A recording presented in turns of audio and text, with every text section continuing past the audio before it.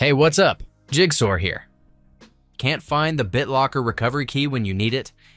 In this video, I'll show you how you can find it so you can retrieve or recover your key. Let's go. If you've lost your BitLocker recovery key, recovery software can be useful for accessing data on storage devices. This tool is highly recommended, and I myself would suggest it for recovering data from BitLocker encrypted drives, even if you can't find your recovery key.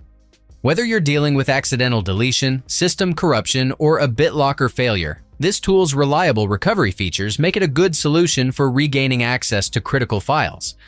It allows you to bypass certain limitations and restore files from encrypted disks. You can download it for free by clicking the link I've provided below, and you can recover up to 2 gigabytes of data. After installing the tool on your PC, launch it, and the BitLocker encrypted drive will be displayed. Hover your mouse over the BitLocker partition or storage device from which you want to recover data. Then, click Search for Lost Data. Note that if you don't have a key or password, click Try Automatically Decrypt. This may help you scan your recovery key from your Microsoft account or C drive and decrypt the drive without providing your password. The software will perform a quick scan for deleted files and an advanced scan for additional lost files on the POC BitLocker device. Once the scan is complete, you can use the filter feature or the search function to quickly locate the lost files.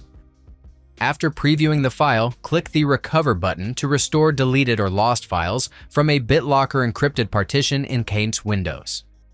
Choose a cloud storage option, such as OneDrive or Google Drive, and click Save to save your recovered files. That's it. If I could help you, feel free to give this video a thumbs up, and don't forget to subscribe.